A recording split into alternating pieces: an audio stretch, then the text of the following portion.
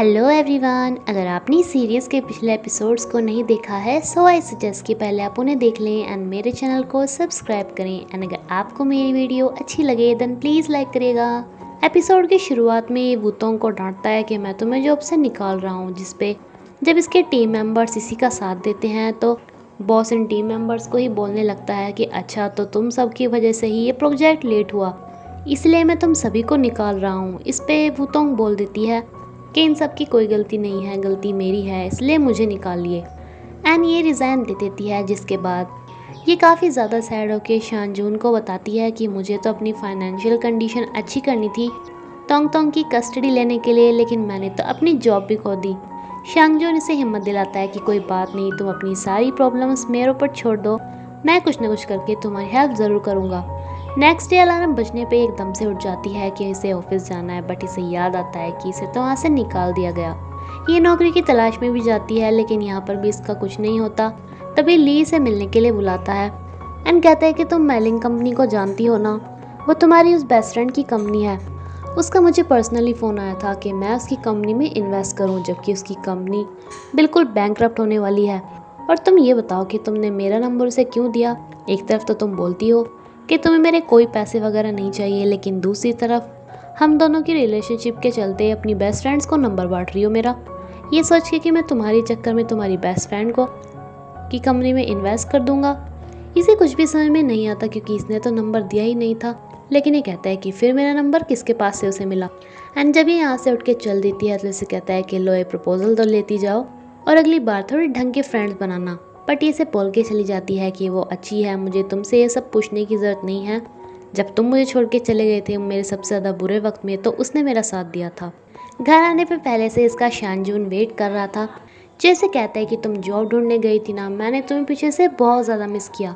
लेकिन ये इसे कहती है कि ऐसा बिहेवियर दोबारा मत करना, जिस पे ये कहता है कि क्यों, कपल्स के बीच में तो ये सब नॉर्मल होता है ना, इसलिए मुझे थोड़ी सी स्वीटनेस तो तुम दे ही सकती हो। लेकिन ये इसे पानी थमा देती है। बेचारा शानजून ये इसे ऑफर करता है कि क्यों ना तो मेरी लॉ फर्म में लग जाओ या मेरी कंपनी, कोई सी भी, तुम्हारी चॉइस है।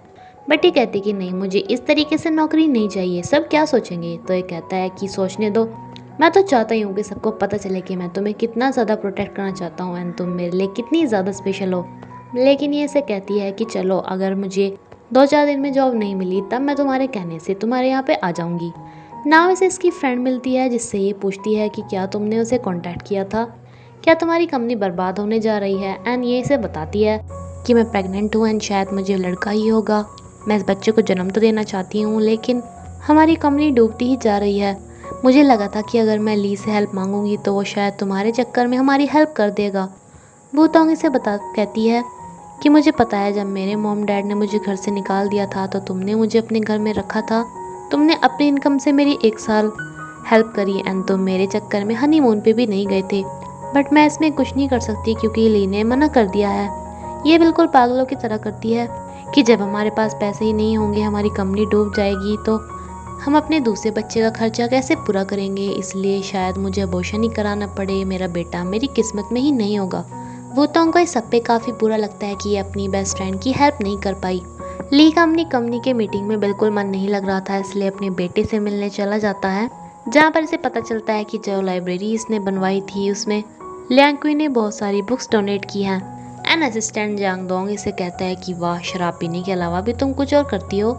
वूतोंग इससे परमिशन लेती है कि वीकेंड्स के लिए क्या तोंग तोंग इसी के साथ रह सकता है एंड ये मान जाता है। घर आने पे शांगजून इसके लिए बहुत सारे गिफ्ट्स लेके आया था जो कि लिमिटेड एडिशन के थे एंड इसके खुद के बचपन के गिफ्ट्स थे। एंड इसे कहता है कि इनसे खेलना है ना तो अपनी मॉम के घर बार बार आया करना। तोंग तोंग इससे कहता है कि तुम मॉम के बॉयफ्रेंड हो ना, तुम उन्हें बहुत लाइक करते हो ना। तो ये इसे कहता है कि अच्छा ये बताओ कि तुम्हारे पापा मैंडी के साथ घूमते हैं एंड तुम्हारी मॉम के साथ मैं, इससे तुम्हें सैड नहीं होते क्या। तो ये कहता है कि नहीं, मैं बिल्कुल सैड नहीं होता क्योंकि मॉम डैड जब भी एक साथ होते हैं वो हमेशा लड़ाई करते हैं, फिर वो अनहैप्पी होते हैं तो मैं भी अनहैप्पी, इसलिए मॉम तुम्हारे साथ ही सही है। एंड ये भी काफ़ी खुश होकर कहते हैं कि वाह, तुम तो बड़े समझदार बच्चे हो। एंड इसी बात पे यहाँ पे खाना बनाता है। ये वूतोंग को बताता है कि जो तुम्हारी वो फ्रेंड मिलिंग है उसकी कंपनी के बारे में मैंने पता लगाया, जिनकी इलेक्ट्रिक अप्लायंस की कंपनी है एंड उससे जो ली से हेल्प मांगी थी, ली उनकी हेल्प नहीं करेगा क्योंकि उनकी कंपनी बहुत ज़्यादा छोटी है।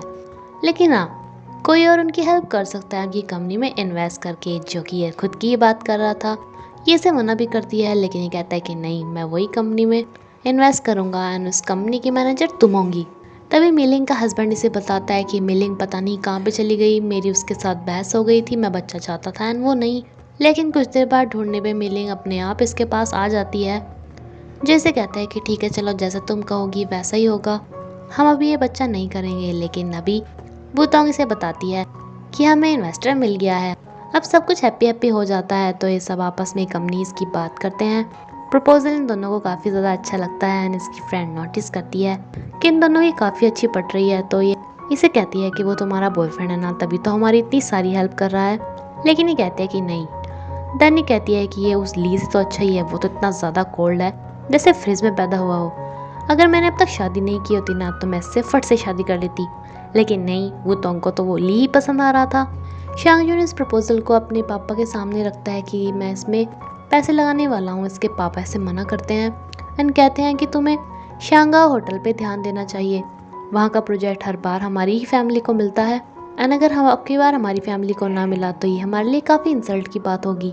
जहाँ एक तरफ ये इस प्रोजेक्ट को खरीदने में था, तो दूसरी तरफ ली भी यही प्रोजेक्ट खरीदना चाहता था एंड ये एक और अपने बचपन के फ्रेंड से बात कर लेता है कि तुम मेरे नाम पे उसके शेयर्स खरीद लेना एंड बाद में मुझे दे देना। इसका असिस्टेंट इसे कहते हैं कि मुझे समझ में नहीं आ रहा कि आप ये प्रोजेक्ट उसके हाथ से छीनना चाहते हैं या फिर आप ये सोच के वो प्रोजेक्ट लेना चाहते हैं कि वो आपकी फैमिली का है, कम से कम आप उसे बाकियों से बचा के रखें एंड आपकी फैमिली की इंसल्ट ना हो। लेकिन ये कहता है कि ज़्यादा दिमाग मत लगाया करो। ली वुतोंग पे फ़ोन लगाता है, लेकिन ये कहता है कि ये तो मैं बोल रहा हूँ। एंड जब ये कहता है कि उसे फ़ोन देना, तो ये कहते हैं कि वो ना मेरे लिए खाना बना रहे हैं एंड हमें डिस्टर्ब मत करो। वुतोंग जब आके पूछती है कि ली था क्या, तो ये कहता है कि हाँ, लेकिन मैंने जानबूझ के फ़ोन नहीं उठाया था। बट देन कहता है कि हाँ चलो, उठाया था जानबूझ के ही, मैं उसे पता लगवाना चाहता था कि मैं यहाँ पे हूँ। ये कहती है कि क्यों, तो ये कहता है कि बस मैं तुम्हें अपने साथ रखना चाहता हूँ इसलिए। लेकिन तभी से ली फ़ोन करके कहता है कि मैं तोंग तोंग को लेने आ रहा हूँ। ये से कहती है कि तुमने मुझे कहा तो था कि मैं वीकेंड पे इसे रख सकती हूँ। लेकिन ली से कहती है कि तुम मेरे बेटे के सामने क्या दिखाना चाहती हो, एक तो तुमने शांगजून को बुला रखा है, तो क्या उसे तुम अपना रोमांस दिखाओगी। ये कहती है कि हाँ चलो, मैंने जिसे बुला रखा है तो बुला रखा है। ली से कहते हैं कि मैं तुम्हारे साथ बहस नहीं करना चाहता, तो ये भी कहती है कि हाँ मैं भी नहीं करना चाहती, मैं अभी तोंग तोंग को लेके आ रही हूँ। तोंग तोंग को छोड़ते हुए ये इसे किस करता है, जो कि ली देख लेता है, इसमें बाकी नहीं रहता। सबसे पहले तो ये तोंग तोंग को कार में बैठने को बोलता है एंड देन वुतोंग को कहता है कि माँ होने के नाते थोड़ा बिहेव तो कर लिया करो, खुद पे कंट्रोल रखा करो। एंड शांजुन को कहते हैं कि और तुम इसमें इंटरेस्टेड इसलिए हो ना क्योंकि ये मेरे साथ इन्वॉल्व है, लेकिन हम दोनों की लड़ाई में इसे मत घसीटो, इससे दूर रहो। लेकिन शांजुन कहता है कि तुम कौन होते मुझे बोलने वाले, बल्कि मैं इसका बॉयफ्रेंड हूँ, तो मुझे तुम्हें बोलना चाहिए कि दूर रहो मेरी गर्लफ्रेंड से। इस सब के बाद ली गुस्से में चला जाता है एंड तोंग तोंग कहता है कि पापा आप दोनों हमेशा लड़ाई क्यों करते रहते हो एंड मम्मी अपना मैजिक स्कूल कब कंप्लीट करेंगी, हम तीनों कब एक साथ रहेंगे। ये इससे पूछता है कि क्या तुम हम दोनों को एक साथ करना चाहते हो, तो कहता है कि हाँ। तो ये कहता है कि चलो कि फिर हमारी हेल्प करना मुझे तुम्हारी मम्मी को कन्विंस करने में। बेचारा तोंग तोंग कहता है कि फिर जियांग शुन जून का क्या होगा, तो ये कहता है कि तुम्हारे पापा मैं हूँ या वो तुम उसकी साइड लोगे या मेरी, तो ये कहता है कि आपकी। नेक्स्ट डे देखती है कि इस स्टाइल से यहाँ पे खड़े होते हैं, जो कि तोंग तोंग इसके लिए फूल लाया होता है। वो तोंग इन्हीं की बात को समझ जाती है एंड इसे यहीं पे कार में बिठाकर इसे अपने साथ लेके जाती है कि कल तो तुम मेरे ऊपर इतने ज़्यादा बरस रहे थे, आज मेरे लिए फूल लेके आए हो, तुम चाहते क्या हो। ये से कहता है कि मुझे पता नहीं मैं तुम्हारे साथ कैसा फील करता हूँ, ये सब जानने के लिए क्या तुम मेरी साइड रह सकती हो एंड किसी और लड़के से दूर रह सकती हो, मुझे बस जानना है। लेकिन ये कहती है कि अच्छा, तो तुम्हारी इस गलतफहमी को दूर करने के लिए मैं तुम्हारे साथ रहूँ, मैं तो ऐसा बिल्कुल भी नहीं करने वाली। ये इसे जाने नहीं देता एंड कहता है कि क्या तुम शांजुन को लाइक करती हो, जिस पे ये कुछ भी नहीं बोलती। एंड देन ये से कहता है कि जाओ मत, वरना तोंग तोंग हमें ऐसे देख लेगा। वुतोंग की तो हार्टबीट बहुत तेज से दर्दने लगती है, तो ये कहता है कि जिस तरीके से तुम इतनी ज़्यादा नर्वस हो रही हो, शायद तुम मुझसे प्यार करती हो। लेकिन इसे कहती है कि हाँ, एक टाइम था जब मैं तुमसे प्यार करती थी, लेकिन तुम मुझे ऐसे छोड़ के चले गए।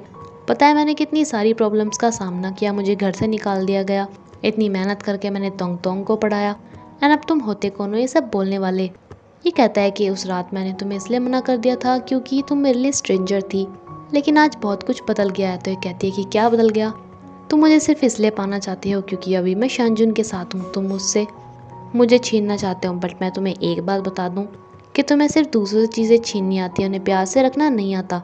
एनी इसे इतना सारा सुना के चली जाती है अपनी नई कंपनी में, जहाँ पे इसे मैनेजर बना दिया जाता है। ये शानजुन को कहती है कि मैंने कभी ये काम नहीं किया, मुझे तो मैनेजिंग के बारे में कुछ भी नहीं मालूम। तो शानजुन इसे कहता है कि मेरा एक बेस्ट फ्रेंड है जाओमो, वो 1-2 साल से हमारी कंपनी में नहीं है, लेकिन वो तुम्हें सब कुछ सिखा देगा, तुम उसके नीचे असिस्टेंट बन जाना। इत्तेफाक से ली की कंपनी का मैनेजर भी इनकी कंपनी को छोड़ के चला जाता है, तो इन्हें भी जाओमो ही ध्यान आता है। एन ली जियांगतोंग को बोल देता है कि उसके सामने प्रपोजल लेके चले जाओ कि उसे यहाँ पे अच्छी जॉब मिलेगी। ये काफ़ी खुश होकर इससे मिलता है कि ये इसका फ्रेंड है तो इसकी कंपनी में तो आएगा ही, इसे मना नहीं करेगा। लेकिन ये इसे कहता है कि दरअसल आपसे पहले ही मुझे ली ने पूछ लिया है, तो मैं तो उसकी कंपनी में ही जाऊँगा जहाँ मुझे ज़्यादा सैलरी ऑफर हो रही है। ये बात सुन के शानजुन को बड़ा गुस्सा आ जाता है। इसे लगता है कि ली ने जानबूझकर इसका ये मैनेजर छीन लिया, इसलिए ये जाके उसके ऊपर टूट पड़ता है। इसे खरी खोटी सुनाने लगता है कि तुम्हारी वजह से मेरी मॉम की डेथ हो गई है, अब तुम मेरे पूरे परिवार को ही बर्बाद करना चाहते हो। तुम क्या सोचते हो कि सब कुछ करके तुम मेरी फैमिली का हिस्सा बन जाओगे, लेकिन रहोगे तुम एक नाजायज़ औलादी जिसे एक मिस्ट्रेस ने पैदा किया। इस बात पे इसे एक शॉट खाने को मिलता है। अब जाके वुतोंग को पता चलता है कि ये दोनों भाई हैं। ये बोल रहा होता है कि क्या तुम मेरी शांग फैमिली बनना चाहती हो, तो ये कहता है कि अपने सरनेम का ज़्यादा शो ऑफ मत करो, मुझे तुम्हारा कोई सरनेम वगैरह नहीं चाहिए। ये कहता है कि फिर तुम इतनी ज़्यादा प्लानिंग प्लॉटिंग क्यों करते हो, कितनी टेक्निक से तुमने मेरा मैनेजर छीन लिया। एंड ये ऐसे कहता है कि क्या बात कर रहे हो, पहली बात तो मैं तुम्हें ये बता दूं कि बिजनेस पे ये सब चलता है, वरना कोई भी आगे नहीं बढ़ता। एंड अगर तुम्हें जो कुछ मुझसे वापस चाहिए तो मुझसे छीन कर चले जाना। ये कहता है कि तुमने अपने पापा की ही कंपनी को बर्बाद कर दिया, तुम एक ना बेटे होने के लायक हो एंड ना ही किसी बच्चे के बाप। इस पे इसे और पिटाई करता है।